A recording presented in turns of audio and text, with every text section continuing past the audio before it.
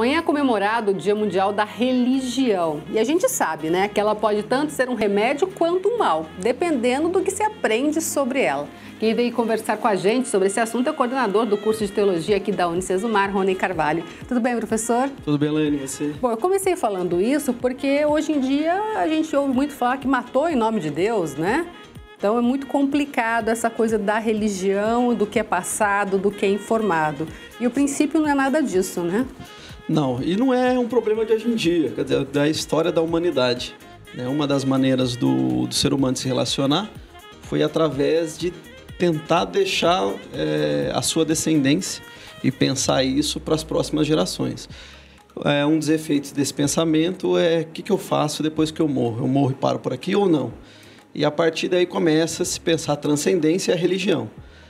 A forma do ser humano se organizar também passa pela religião, então também tem esses dilemas dos seres humanos, que é matar em nome de Deus, se organizar politicamente ou em volta do poder. A religião também tem esses efeitos perniciosos, né? Mas é muito bom, também é muito bom, ajuda muito.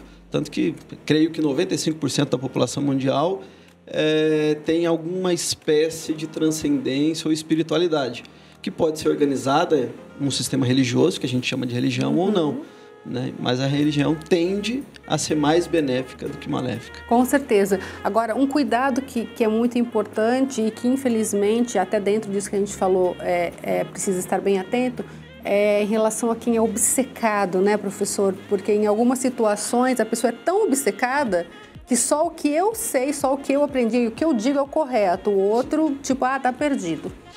Eu acho que tem muito a ver com o tema do bloco passado, que são os dilemas humanos, né? E muitas vezes o ser humano, com suas próprias incongruências, tende a ver na religião uma tábua de salvação e vai se relacionar de uma forma fanática, né? Assim, levando suas psicoses e suas neuroses para a religião também. E então a religião como um elemento social, olhando pela visão da sociologia, não vai fugir desses dilemas humanos. A proposta, eu acredito que é da maioria das religiões, eu diria todas as religiões, é mais para organizar esses seres humanos para que eles se relacionem melhor e relacionar esse ser humano com uma espécie de transcendência. Isso é muito mais forte do que as divisões, né? Entrando nesse mérito do humano, né, dessa coisa, a Idade Média trabalhou-se muito com poder e igreja, né? Não só a Idade Média, a gente vê no Brasil atual. Não tem jeito. Como a religião, no caso mais específico a evangélica, hoje em dia, numa luta de poder, faz toda essa articulação política, mas outrora a Igreja Católica também fez. Desde a época da Inquisição, acredito que desde toda religião que se firma e que ganha muitos adeptos, começa a se tornar interessante politicamente, começa a ter uma força. E então isso não é um mal dos dias atuais, nem da religião cristã. Acho que para onde nós vamos, tanto no Ocidente quanto no Oriente, e em tempos históricos atuais ou muito antigamente, já tinha esse tipo de problema também.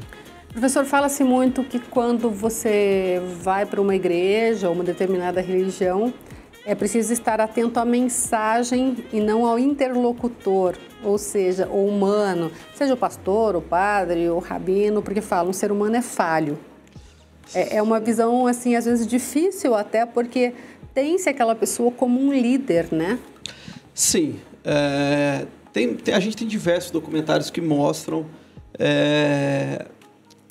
esse fator humano, do ser humano que se liga no ser humano e esquece toda a sua racionalidade, esquece da proposta inicial da religião e vai por caminhos tortuosos. A gente tem desde a década de 80 Jim Jones, né, com toda aquela situação de suicídio coletivo, mas os grandes líderes que são seguidos de uma maneira passional, a gente chama disso de um messianismo, né? A gente vê no líder uma espécie de um novo Messias que vai me levar por um caminho que é o único caminho correto e vai me levar por um caminho melhor, e a gente esquece de pensar. A fé não pode ser pensada sem a razão, uma vez que a razão também faz parte da gente, né? Nas nossas subjetividades também a razão faz parte. Então precisa ter essa preocupação também. Mas eu acredito que na religião, de uma maneira em geral, isso é um ponto de vista de uma religião ocidental, né? Um olhar muito etnocêntrico, quando a gente pensa no líder religioso. Porque tem diversos tipos de religião, que tem diversos tipos de deuses, inclusive que tem ou não sacerdote, né? Mas isso é um olhar que a gente tende a frisar mais por conta de algumas situações que estão mais aparentes assim, no contexto, né? Por outro lado, tem esse lado importante da religião também, principalmente no contexto da criança, né? Quando ela é ensinada e quando ela tem uma vida dentro de uma religião, as chances dela seguir caminhos tortuosos são menores, né? Acho que vem da etimologia da palavra religião, que tem essa proposta de releitura e uma proposta de se religar no outro ou numa entidade maior.